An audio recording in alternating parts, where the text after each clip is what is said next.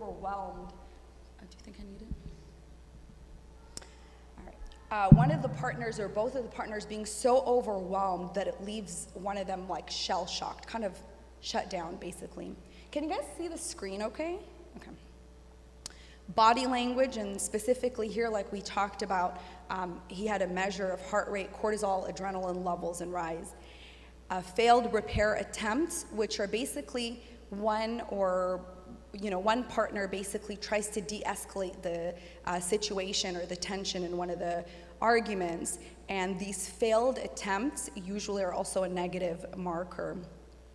And finally, bad memories. This one's actually a pretty sad one, which means for these couples that he predicted they would divorce, even when you ask them about previous happy memories, they were distorted and they couldn't even really think of them as happy memories, even though objectively it was like happier times. They just rewrote their history, essentially.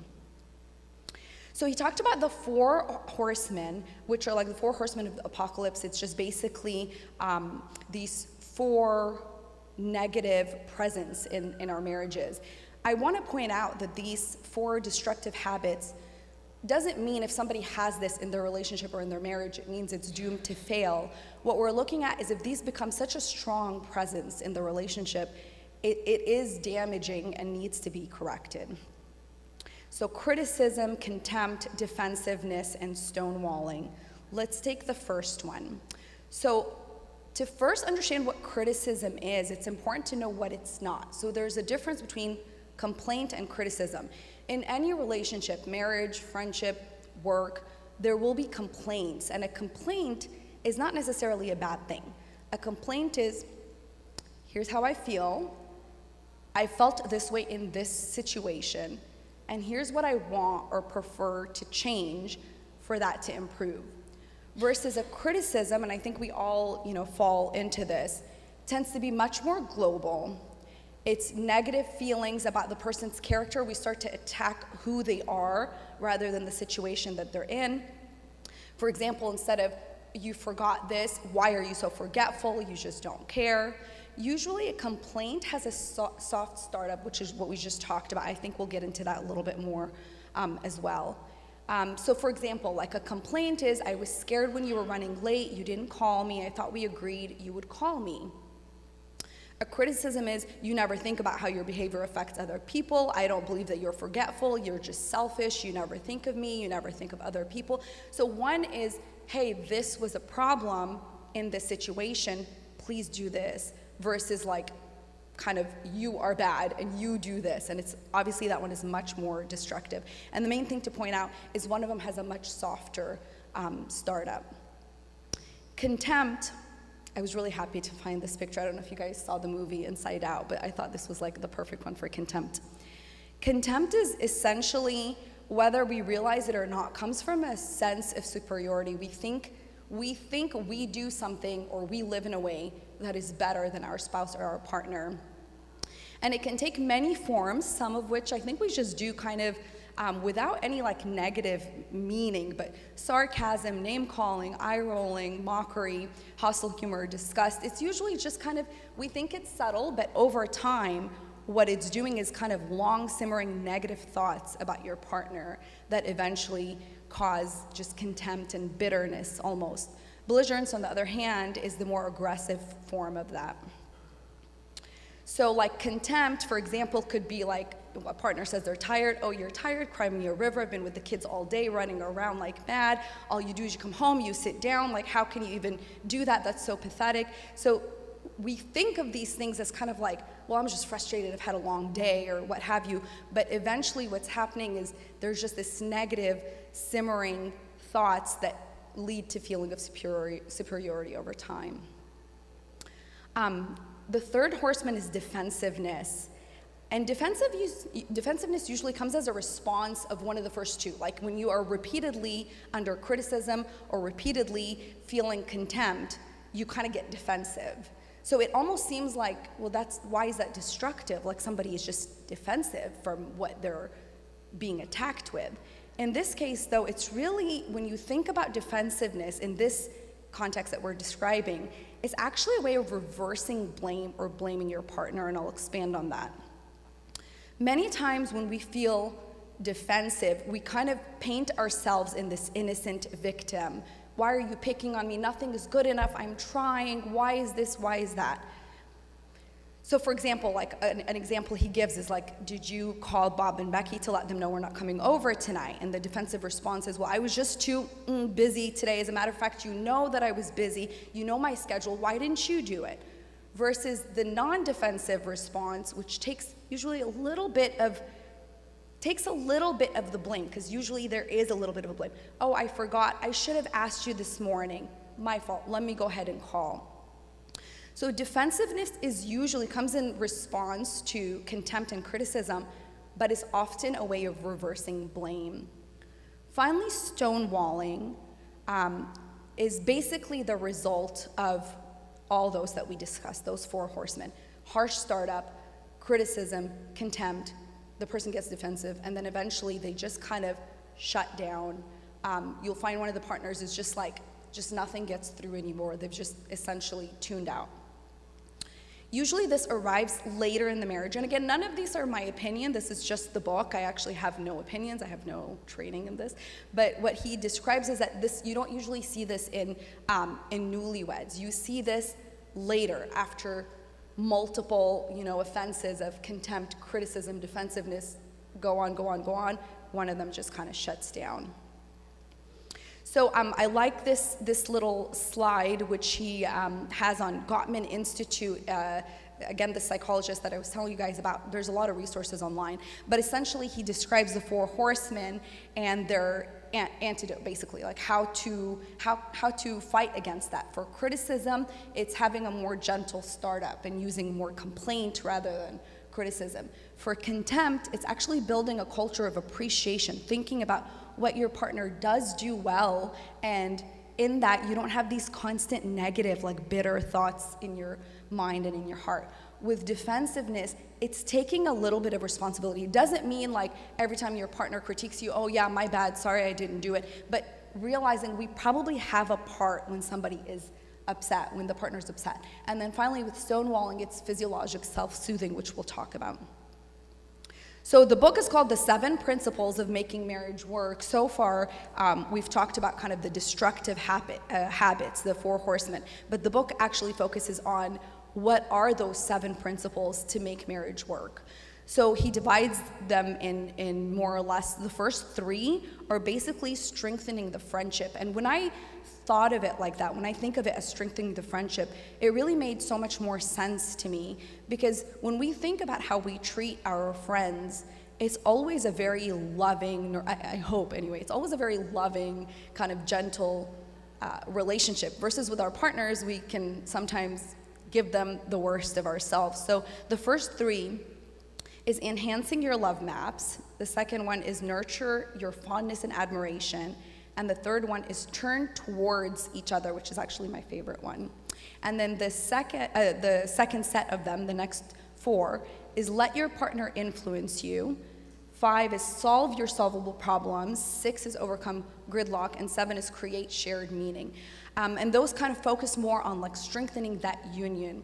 I will say this book is excellent, and I think, giving like a 30, 45-minute talk doesn't do it justice, but we'll go through as much as we can, and we can later maybe pick and dive into any one of those chapters in its own topic. So the first principle is enhancing your love map.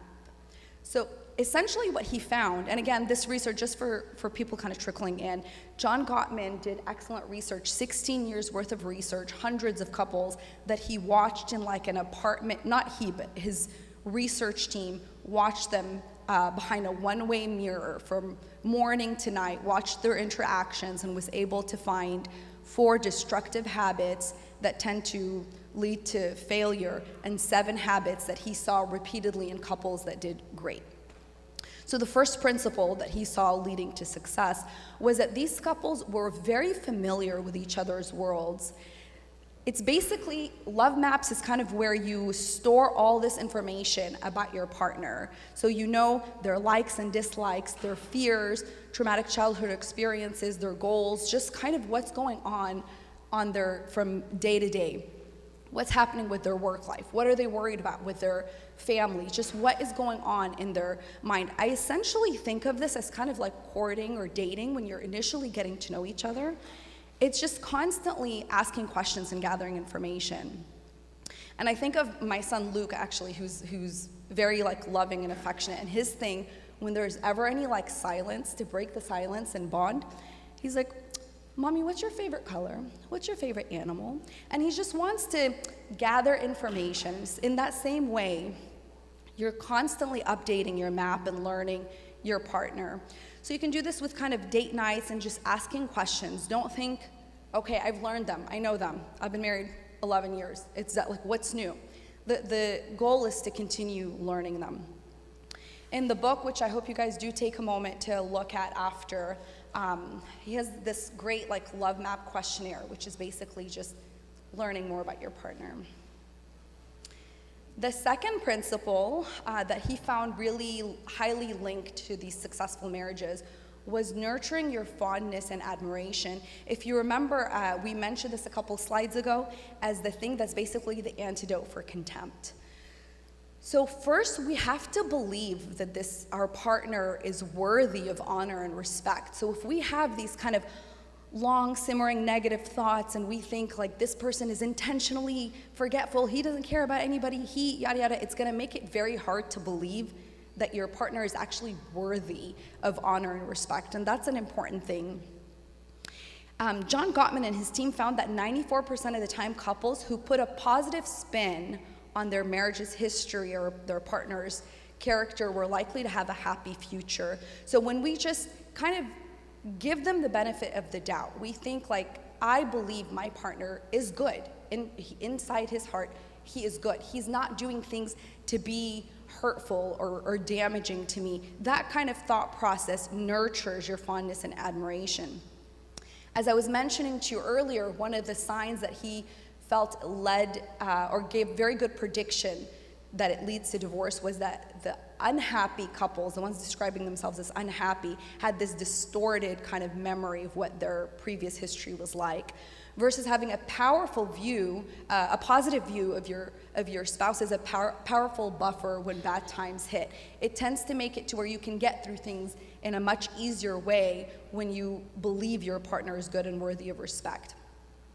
So this takes, just like all of these principles, he didn't find that these things just come naturally and some people have them and that's it and the others don't, and those that don't are doomed. He didn't see that. He saw that there were essentially skills that you can improve on and work on. So reminding yourself of your spouse's positive qualities that hopefully you saw from the beginning and you still see now can be a really good way to nurture the fondness and admiration.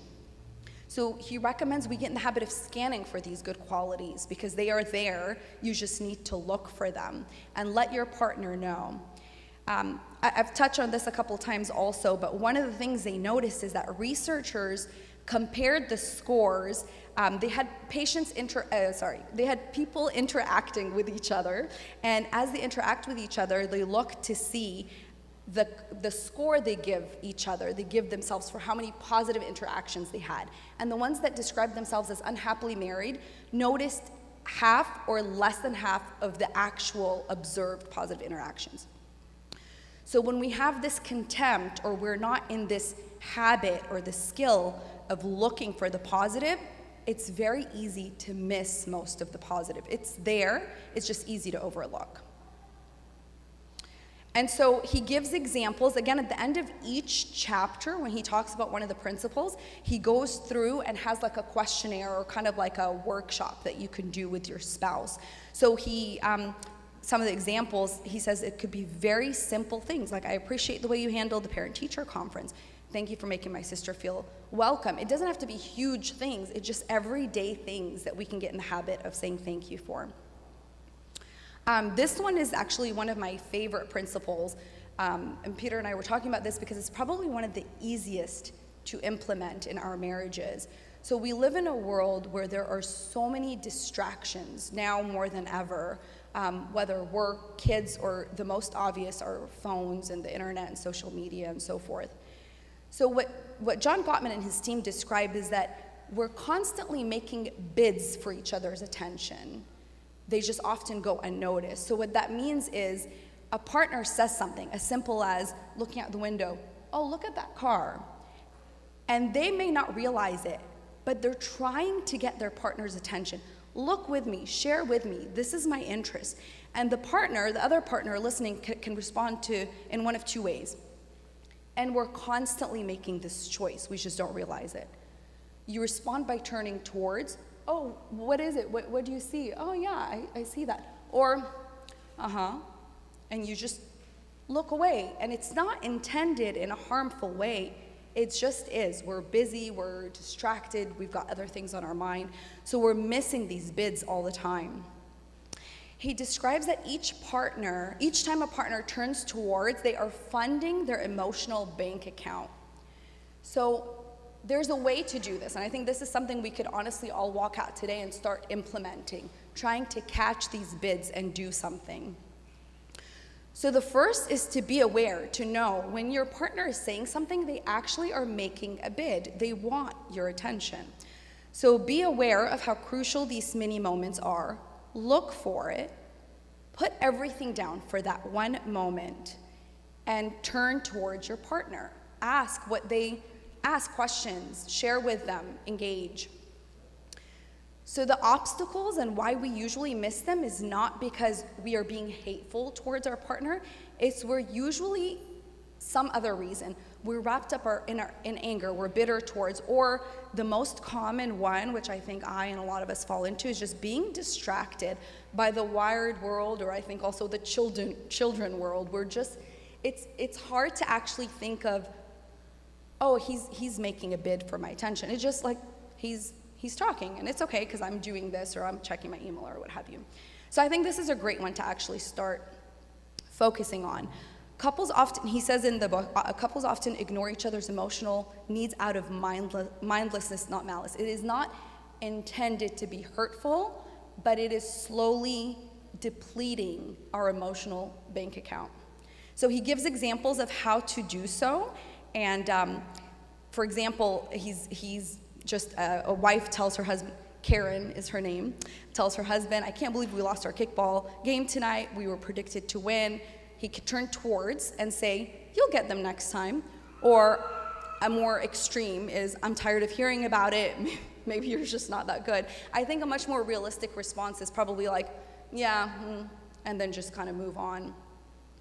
Or, a husband says, can you come into the kitchen for a minute while she's doing something? Sure, can it wait till I finish my chapter?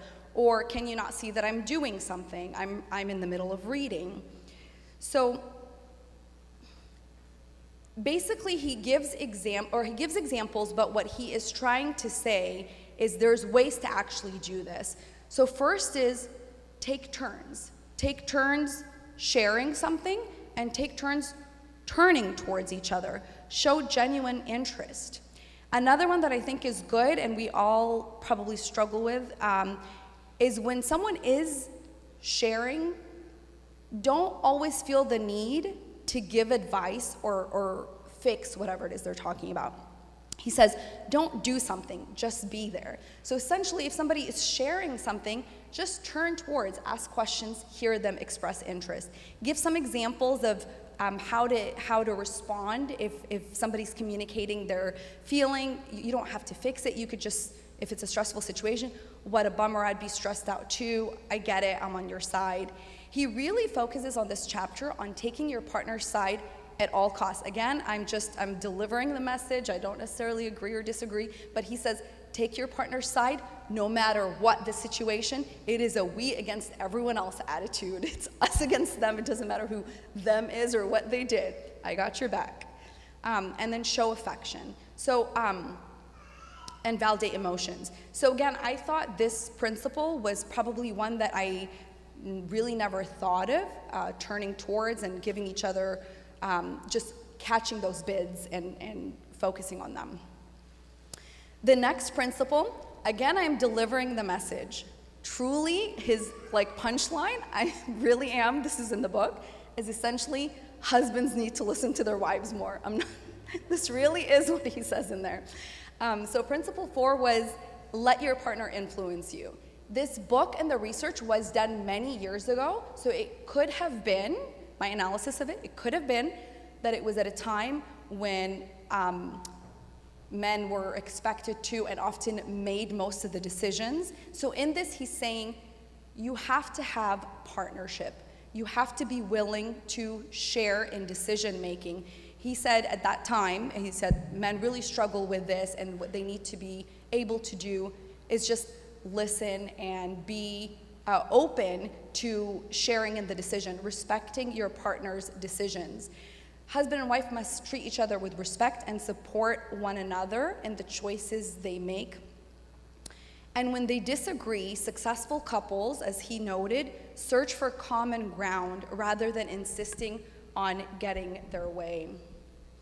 Accepting influence is an attitude and a skill. This is one thing that kind of came in this book repeatedly. It's unlikely that any of these things or all of these things would come very naturally to us. They are skills. They take work and learning how to do them. So accepting influence is an attitude and a skill, and you can hone in if you pay attention to how you relate to your spouse.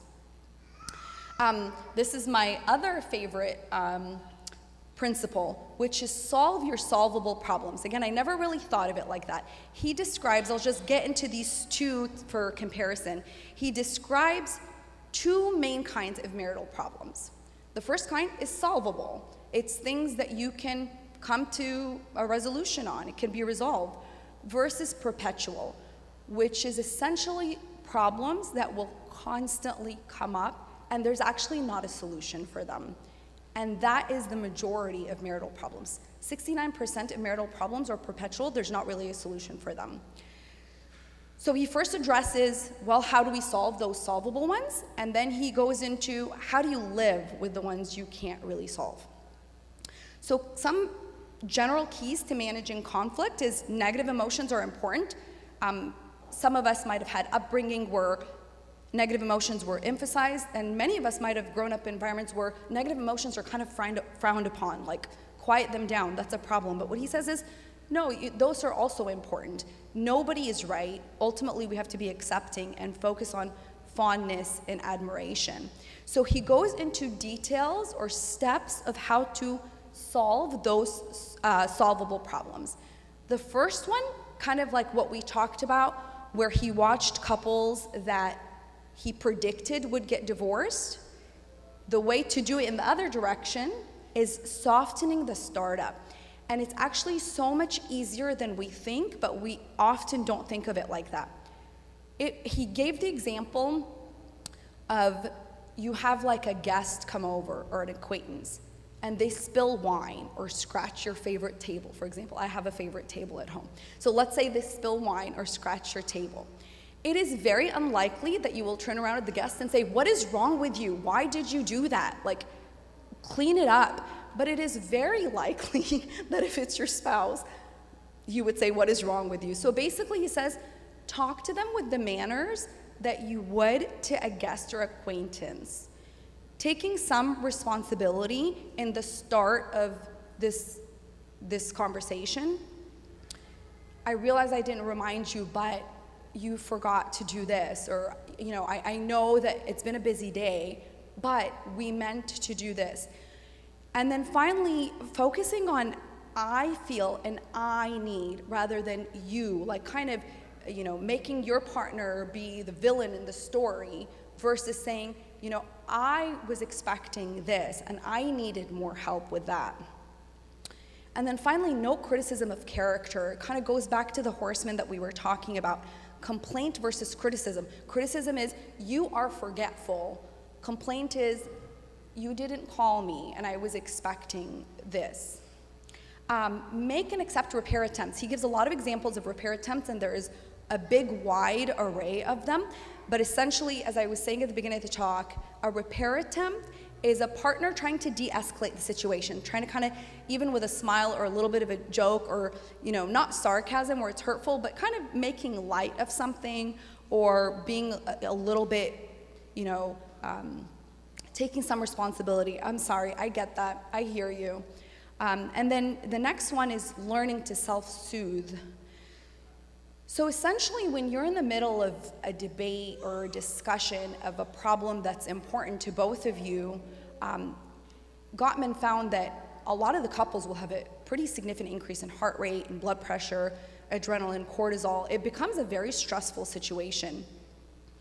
When that happens, it is very unlikely that there's going to be a good result from that conversation. And I think this actually goes outside of marriage. This is just in any solving or debating.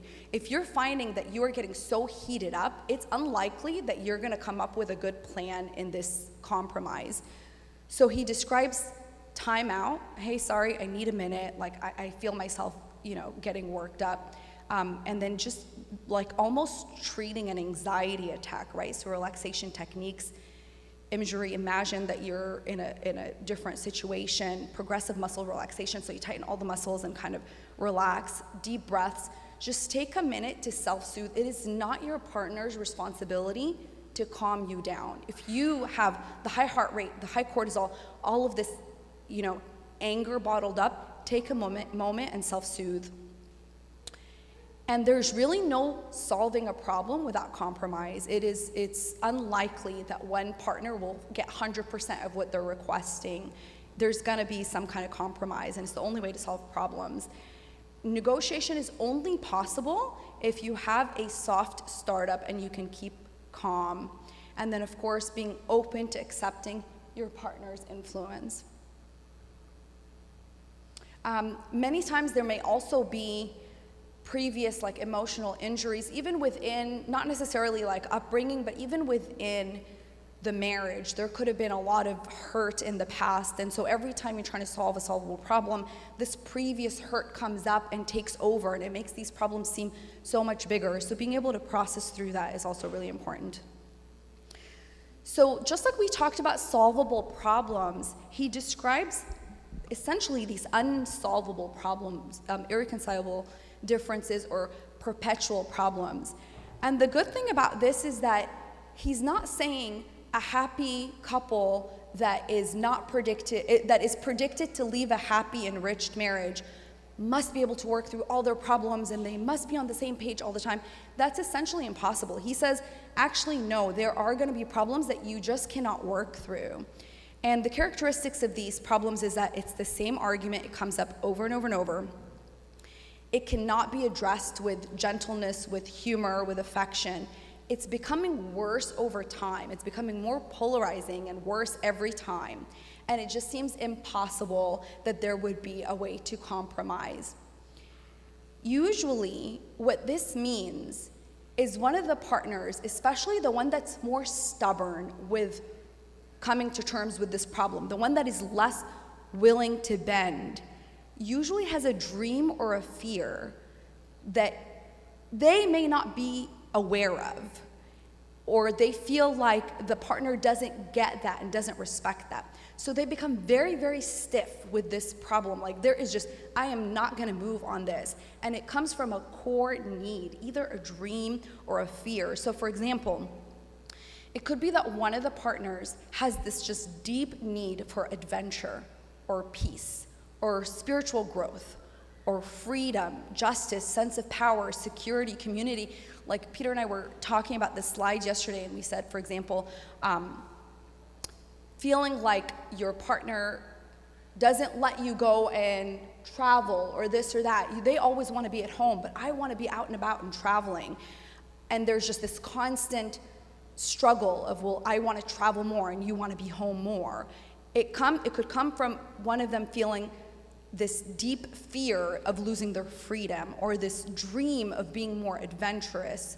One has a dream or a desire to be a big part of a community, feeling belonging, so they want to host all the time. It's a need for them to feel like they're a part of the community, while the other just wants order. They don't want people coming in and out. So it tends to be that there is something there that is a core need not being realized.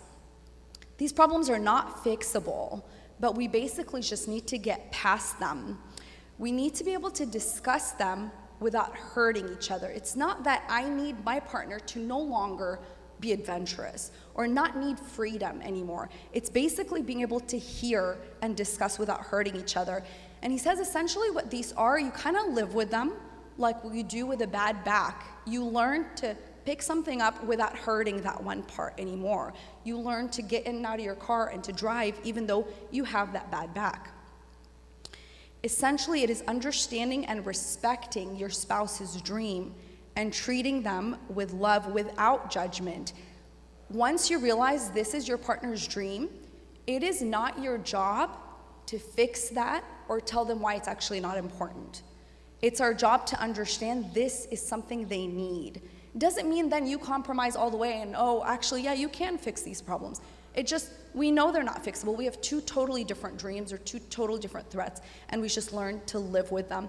And we find areas of flexibility. There are some, in every problem he described, there's a small circle and a bigger circle. And the small circle is, I cannot compromise on this. But there's a bigger circle, and you try to make it as big as you can.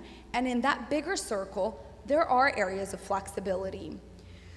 So some examples he gives of these problems that are just perpetual is one wants to splurge and spend, and the other one wants to save and invest. And he says one of them that wants to splurge may have had a very difficult financial situation in their upbringing, and they just now finally feel they can, while the other one, also due to financial situation, feel like they need the security of saving so that they can live comfortably. Or a wife wants to keep the house overly neat and the husband just wants to relax and feel like they're just at home. What's the big deal? I just want to put my cup on the table without a coaster or this or that. So to him, he just wants to feel like he can just relax, while the wife wants the feeling of control. So what I want, or the feeling of order, I mean. So the question that I want to challenge all of you to do, so there's two challenges so far. The first one was catching those bids and turning towards each other. I think we should all try to work on that. And then the second one that I really want you to try to do, sit and actually think, what is my partner's dream or fear? In these perpetual problems, these not fixable problems that we have, and they're gonna look different for every couple. What is his or her dream or her fear that he's scared of losing or she's afraid will happen if she compromises on this? And your job, once you figure out what is this dream or what is this fear, is not to fix it. It is to understand it and learn that. So when these problems come up, you deal with them like a bad back. You sidestep it, you deal with it, you learn to move around without actually causing a hurt or a pain in that area. The last principle, so we're kind of coming towards the end here, is creating shared meaning. So it's essentially that every family, oh, just in time, hi kids. It's the feeling of oneness, and it's essentially feeling like you are linked or together as a family. It's creating your own culture and your own stories, your own traditions, like, oh, okay, for Christmas Eve, like for my family, for Christmas Eve and every Laylatul Eid, we make specific things that are different, like lisan asfur, for example, which is actually siyami, but my family has this every single Laylatul Eid. It's like really, really important. It doesn't feel like Eid without it.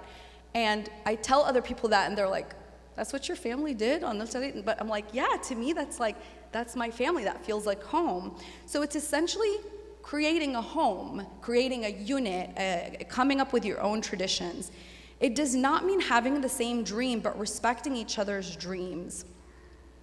The more shared meaning, the more traditions, the more stories within your family, the stronger your relationship will be. He describes these as needing or having 4 pillars, essentially. The first one is rituals of connection, like dinners together, traditions. They tend to be intentional things. Supporting each other's roles in and out of marriage. This one actually means, when I think to myself, okay, what do I consider myself? I consider myself a mom or a doctor or a sister. I consider myself a caregiver to my elderly parents or what have you. My spouse needs to understand, what is my role? What do I consider as my role? And supporting that, backing me up. This is who you see yourself as, and I'm here to support you in that. Having shared goals, for example, if you have kids and you kind of align and have the same dreams of, we want our kids to grow to be these good, respectful, God-fearing people, or like volunteering together.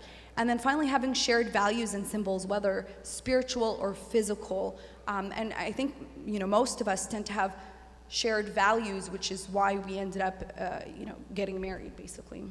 So I like this verse because I feel like the point of this principle, even though, again, this book is not spiritual, the point of this principle is being united and feeling that oneness. So just to kind of summarize the book, the 7 principles for making marriage work, it's an excellent book. If anybody wants to look through it, I recommend it. He describes 4 horsemen as tending to lead to destruction of relationships and marriage: criticism, contempt, defensiveness, and stonewalling. And then we went into each one of those principles, enhancing love maps, nurturing fondness and admiration, turning towards each other, letting your partner influence you, solve the solvable problems, overcome gridlock, and finally create shared meaning. The 2 that I really encourage you and challenge you to focus on, because I think they could be like from today, it could be different starting today, is turning towards each other. Catch those bids. What is your spouse trying to get your attention and share with you? Put everything down and turn towards them. And then looking and thinking, what is my spouse's dream? What is their fear? Why are they so stiff with this one problem? It's not, we are all inherently good. It's not because they're trying to be harmful. There is a dream there that we can try to realize. That's it. Any questions or comments or anything? Quick side note. Thank you. Hello. Quick side note. This book really is a great book, and I think if anybody wanted to do like a follow-up topic, there's a few chapters in here that could be like a 45-minute talk in and of its own. It was actually really hard to only get the highlights, which is why the slides were so busy. So if anybody's interested in giving a follow-up talk on one of those chapters, let me know. Any questions or comments? Or it was all crystal clear?